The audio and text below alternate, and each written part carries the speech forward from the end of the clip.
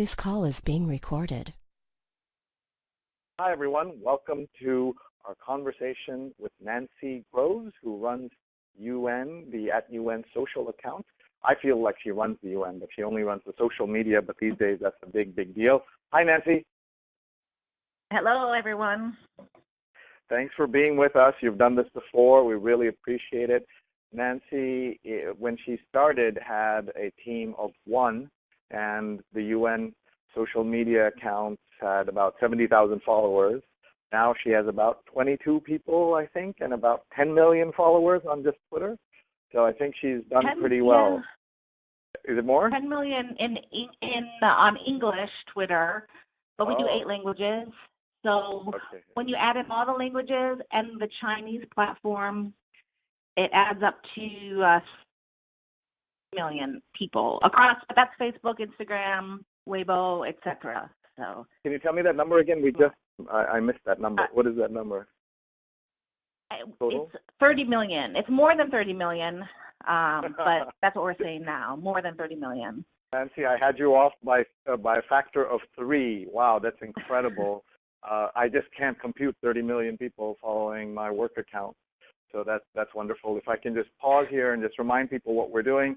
We are having a series of weekly conversations with different people who are experts on social media ahead of Social Media Weekend, my flagship event, which takes place June 1 and 2 here in New York in 2018, in case you're listening to a recording of this afterwards. You can check out a program and everything online. And my Twitter handle is @sree, and on Instagram, I'm sreenet. And if we're not connected there, I hope we will be after this. Nancy is @Nancy_Groves on Twitter. Is that consistent on other platforms too, Nancy? Remind me? No, on Instagram, it's Nancy K. Groves. And then just on Facebook, it's just Nancy Groves. Great. And LinkedIn. Thank you. Yeah. And this is you're active, I know, on those. Give us a flavor of the different Nancy Groves platforms. What do we get on the different platforms? In my personal capacity, yes. I try to post. I got on Instagram and Twitter. On Twitter, mainly focusing on things related to what I'm reading, jobs, questions that people are asking me, and then a bit of then I put in a bit of personal stuff. Like if I see something cool, like this morning I tweeted about that I thought Brooklyn Botanic Gardens had done a very nice story. So kind of a bit of New York City, Brooklyn. I am a soccer mom, so there's some soccer stuff gets in there. Some parenting things, education, things that I'm interested about. I'm very much interested in, obviously, digital diplomacy, international relations, and the role of women in media and just working mom things. So Twitter is where I'm most active. On Instagram, kind of more just things I see, things that I think are cool. I really like street art, so I post a lot of that. And I use stories to give a bit of behind the scenes things of what I'm seeing. I should use LinkedIn more. I do try to go onto LinkedIn when there's something really interesting, an interesting job, an interesting study about the UN. And then I'm not so active on Facebook, but more just to keep in touch with friends and family. So, and maybe a few notable things. That's how I think of them myself.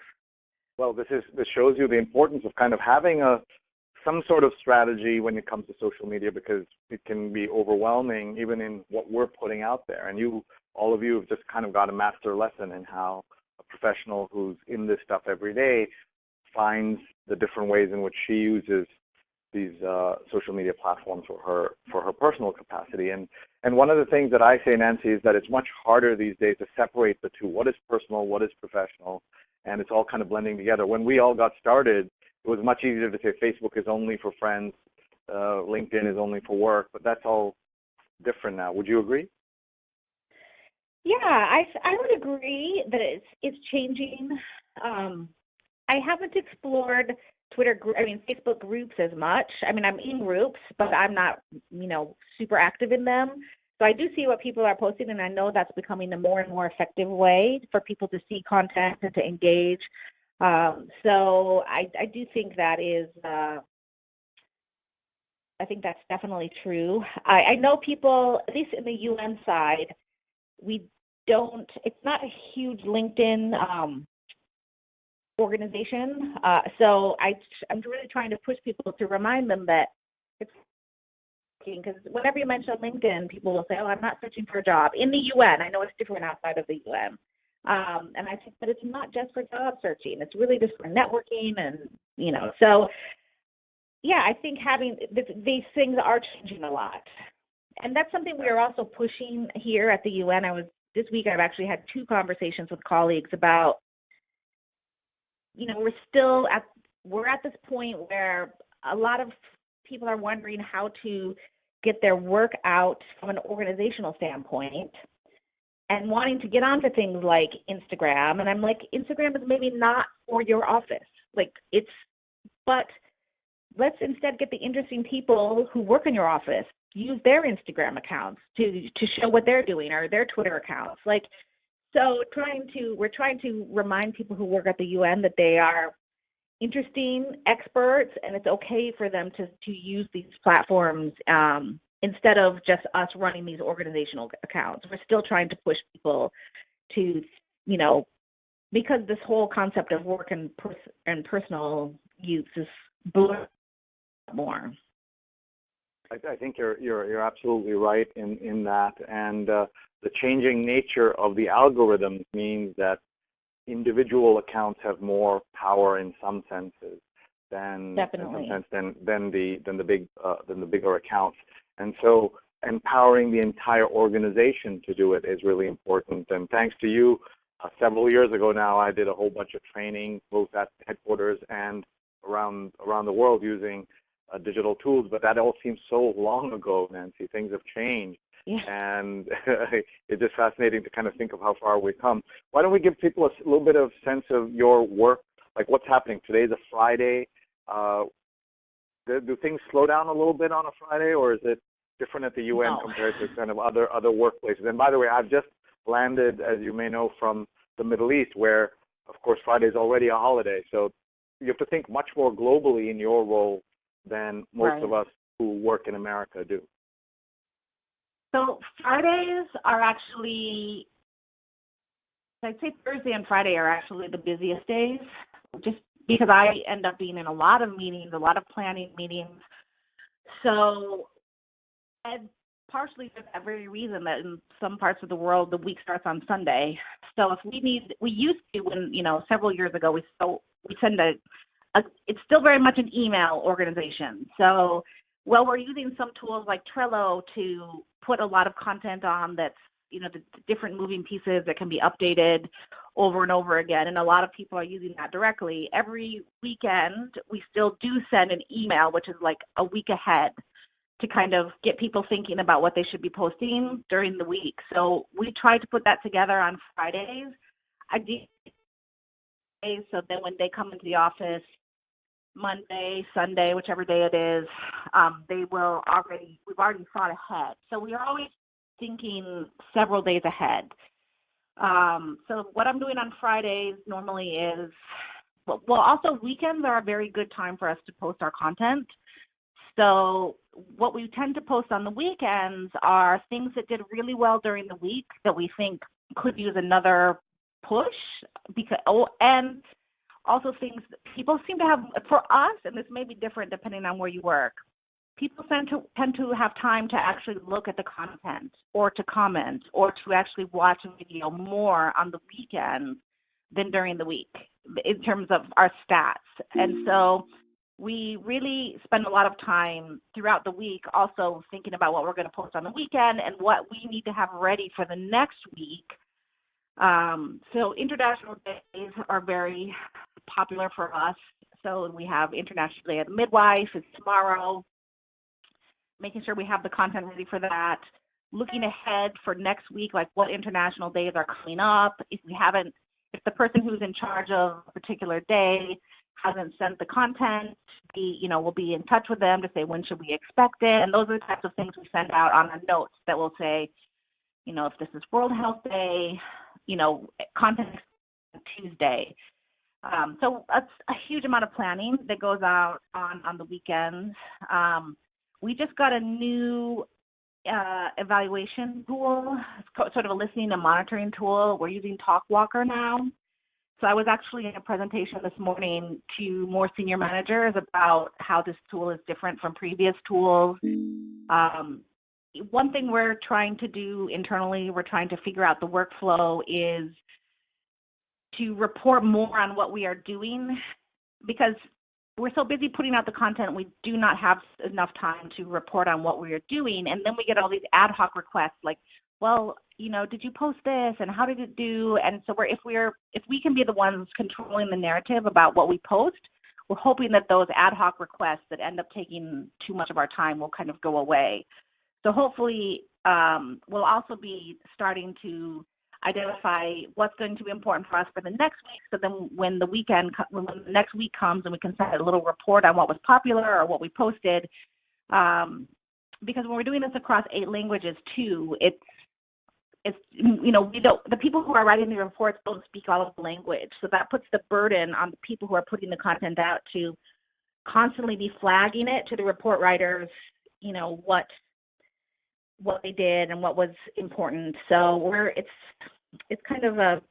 this very much of a turning point, I think, in our organization, where all of a sudden we finally got this buy-in that we need to be doing a lot more listening and monitoring.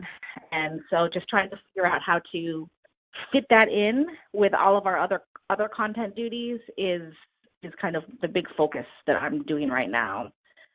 Wow. Can you we're also mention doing that tool could you just mention the tool you mentioned before that you're experimenting with? Can you spell that for me? TalkWalker. TALK WALKER. Like TalkWalker, like walking and talking, like that? Okay. And what does it do exactly? I'm going to look it up right now. We used to use Simply Measured, mainly for evaluation and reporting. So we need to do a lot of our own benchmarks to sort of, tell ourselves and our senior managers how we are improving, how many people saw our content, how often we're posting on things.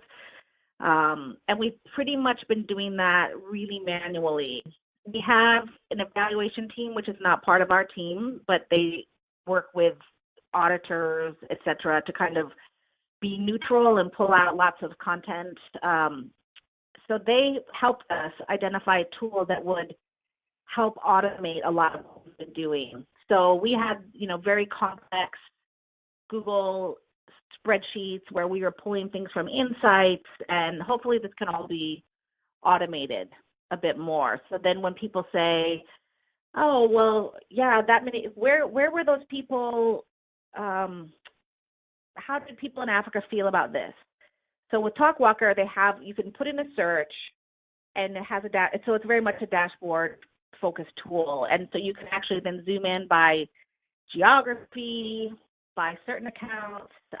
We've just really started using it, but so far, I think it's going to be really interesting for us, at least from a reporting standpoint. That being said, it really requires someone who knows a lot about how the platforms work to understand it. Like, for example, we were just looking at something on gender. So we're like, oh, wow, there's a lot more men that like this account that are like this than women. What does that mean? And then we had to remind everyone, like, well, if they don't set their gender in their privacy settings, or if their privacy settings are just completely set to 0, it reads that as a male.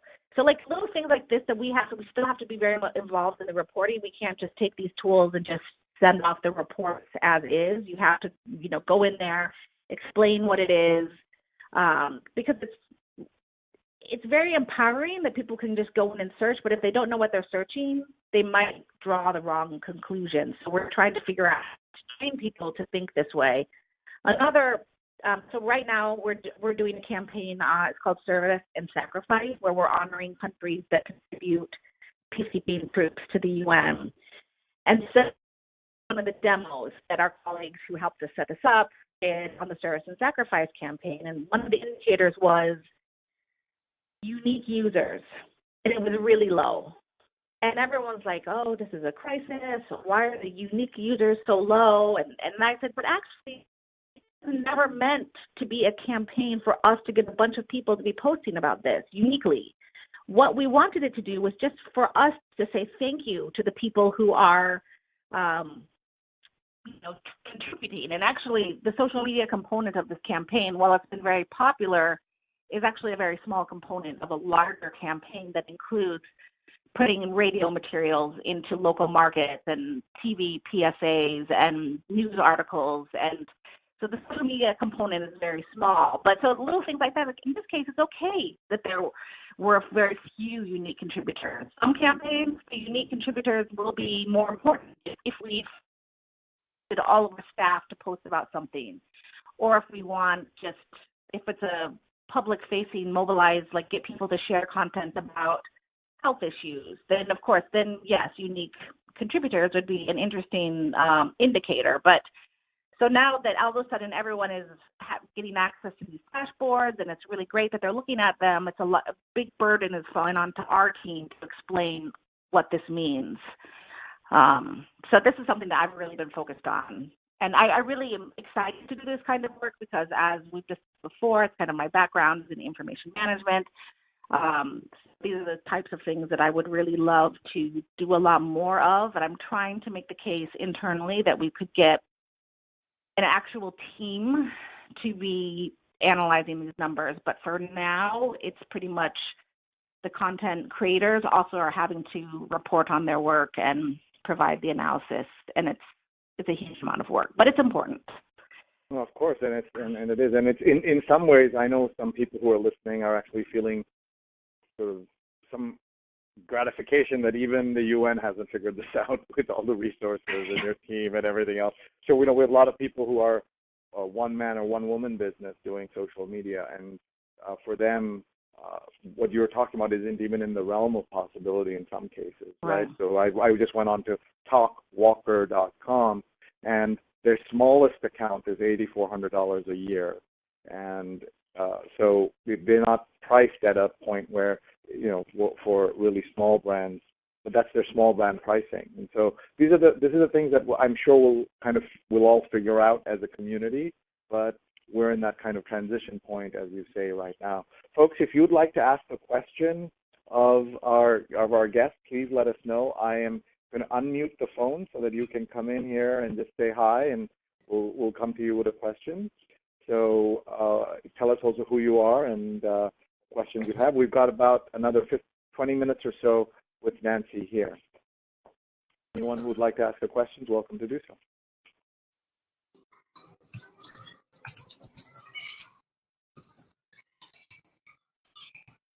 Another 10 seconds if anyone wants to speak up.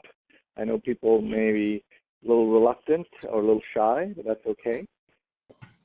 Otherwise, I have some questions that have come in that I can ask you, Nancy. So let me just mute everybody so that I can ask the questions, and then we'll come back with another opportunity in a little bit if somebody else has a question. So Nancy, in terms of where can you talk about how your team is structured right now? The 22 people you have working for you, what are they doing exactly? Sure. So it's 22 people. We do 8 languages, so that comes out to pretty much 2 people per language, which is obviously not enough for a 24/7 operation. So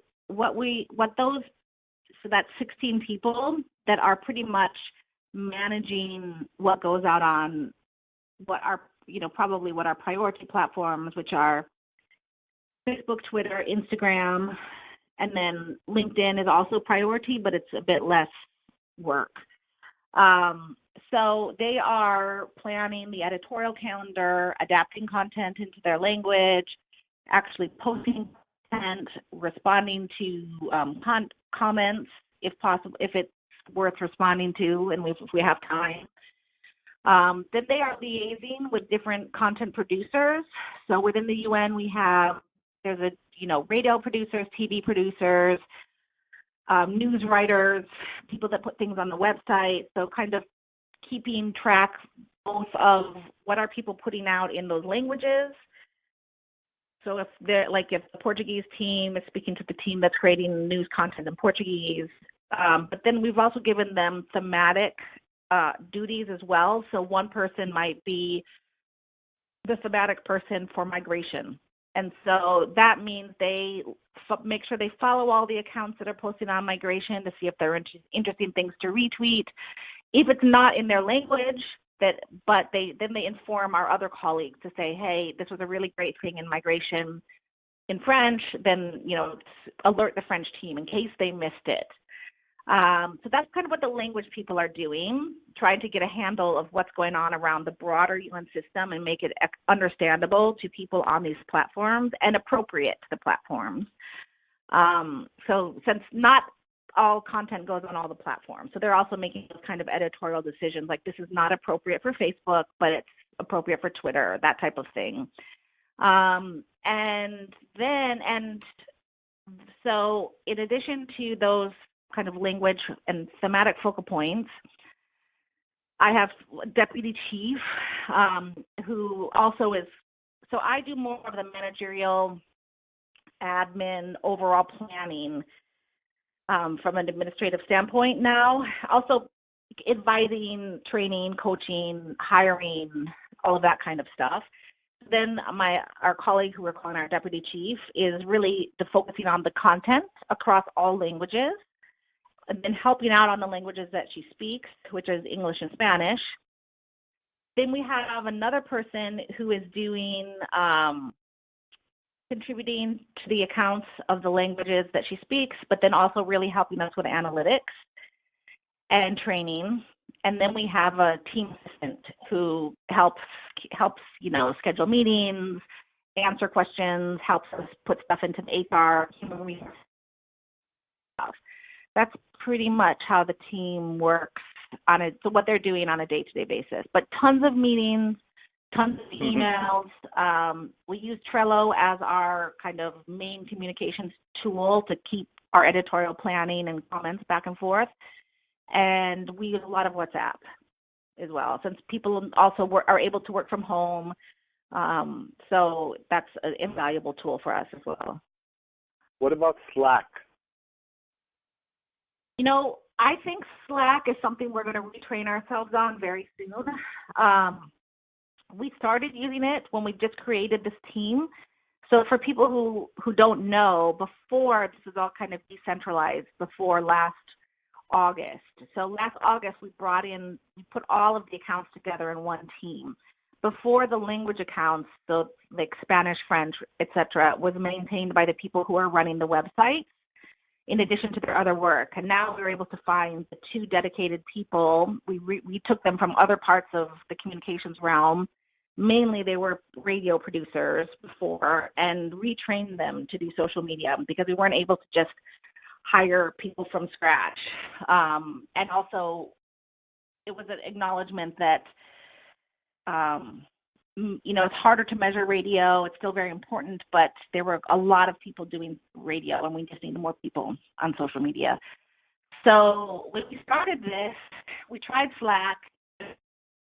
Didn't take to it, I think, because we were just so busy becoming a team, etc. But we just spent a lot of time with UNICEF this week and sharing notes with our colleagues across the street. And I think we sold the team on Slack. So I think we're going to retrain ourselves and try that again as a way to cut down on emails, WhatsApp, and I think they've got their heads around it now. Timing wise, when we tried it before, we didn't really take on, but I see the potential of it, and I'm really excited. And sometimes it takes somebody outside to kind of get people to adopt something. Once they actually, I was presenting it like how I thought it should be, and it didn't really work out so well. So now that they saw how UNICEF was using it, and I think they get it. So we're going to try it again. I'll just say that I was doing workshops for a bunch of folks who work around the Middle East, and they love WhatsApp so much that Slack isn't even a possibility at the moment. And so that's really interesting. So one thing I did tell them that might be of interest to your WhatsApp users also is that the problem with WhatsApp and problem with DM groups on Twitter is that, let's say you and me and John are together on a list, in a WhatsApp group and chatting away, and then we bring in Jenny.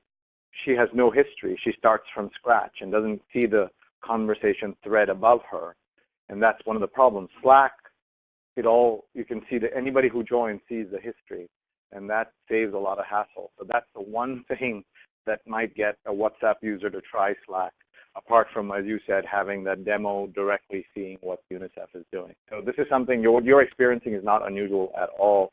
It's the flip is true. Flip side is true when I'm trying to get Americans to use WhatsApp. They have so many other tools Americans do that they're like, why do I need WhatsApp? If you don't have friends or you travel a lot overseas, WhatsApp seems like a total unnecessary tool for most Americans. So it's an interesting moment. We have about another 10 minutes or so with you, maybe a little less. How does one get on your team? Are there job openings once a year or less frequently, more frequently than that?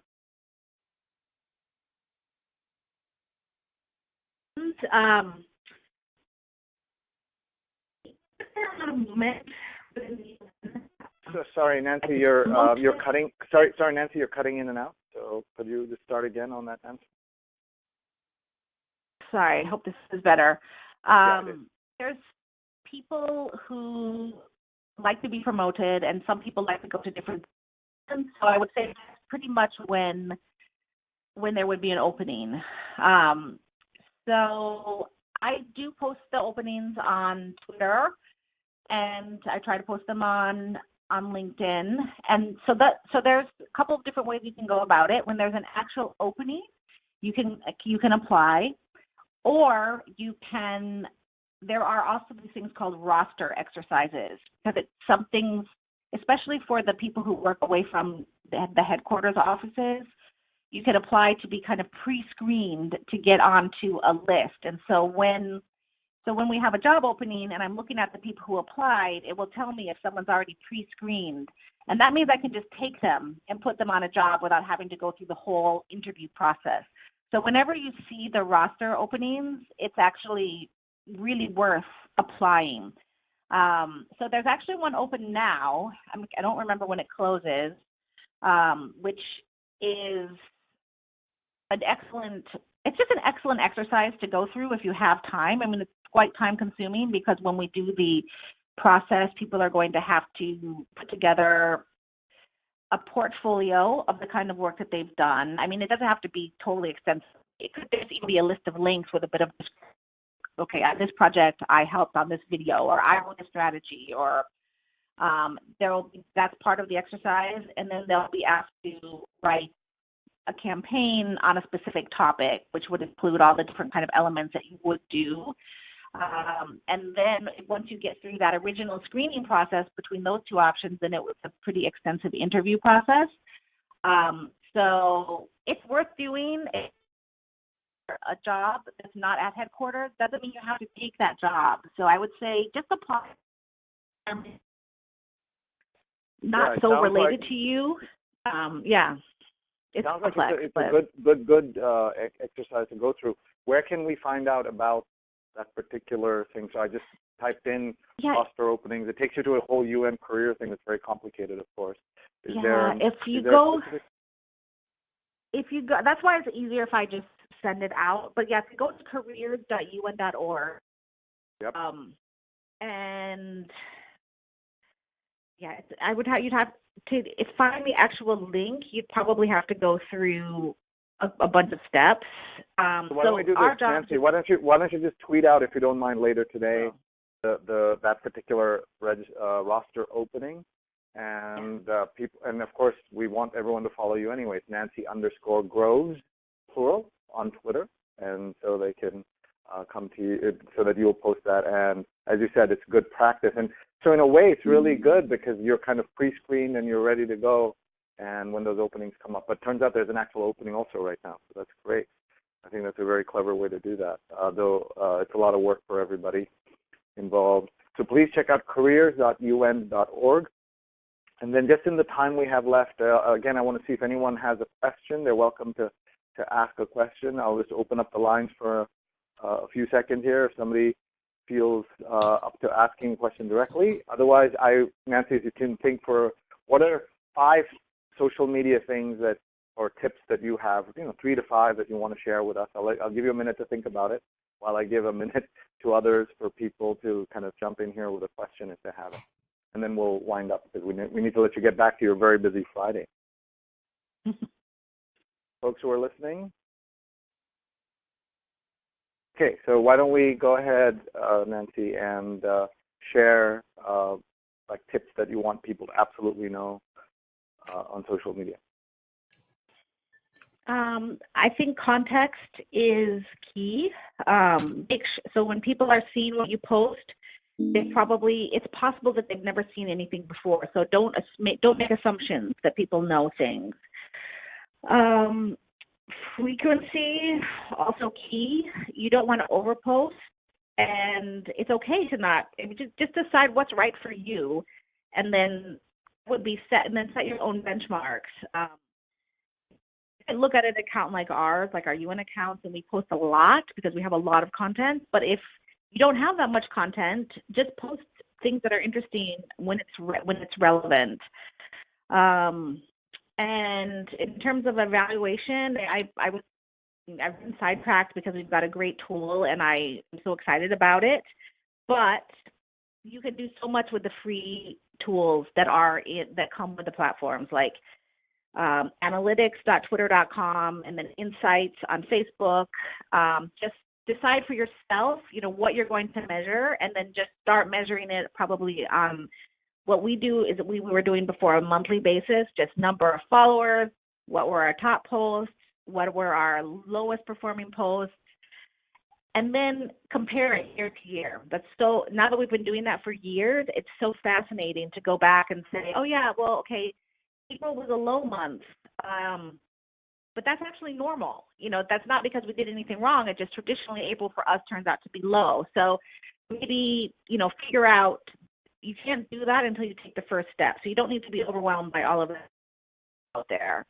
And then try to respond. Don't forget that people want to hear from yourself as a person or organization when you can answer questions, even in a very basic way. Just a lot of people say, how can I get a job? And we just respond, and they're so grateful that someone read their comment and responded. So keep that in mind, because if you're focused on just putting content out, it really should be a two-way street. I think that was 5. No, that's really good. In your sense of the work you're doing, how important is it that the boss gets it, the biggest of all the bosses, and in this case, the Secretary General? Talk a little bit about how he's using it and how that's affected your work in this regime versus previously.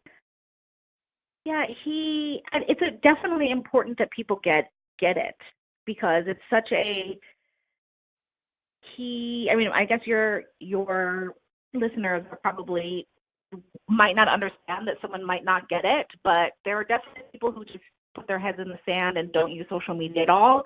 And to do that is, I can't even possibly understand.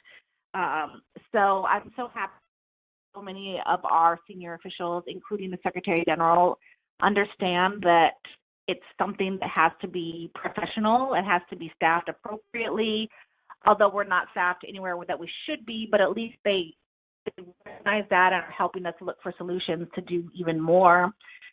It's not perfect.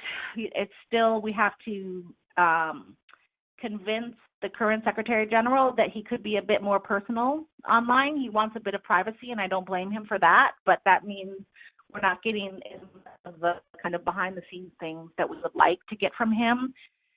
And then when we have a chance to explain it to him, we can just tell him why. Well, we had some opportunities to promote this event, but we didn't get the access that we needed, and just be prepared to explain those things to people when you have a chance.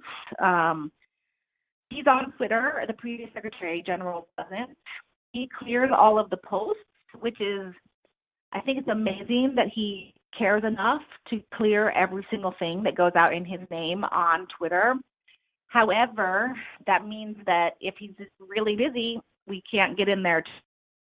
So that's one drawback. So I know some other senior officials at other organizations, let their speechwriter, who knows them very well, make those kind of decisions for them. So, there's pluses and minuses with that level of involvement. But I got to tell you, Nancy, I'd rather have the SG that you have now than someone who doesn't care enough about this. So it's a sign of how much he cares, and that's great. It is. And I just put his Twitter handle out there so that people can follow him.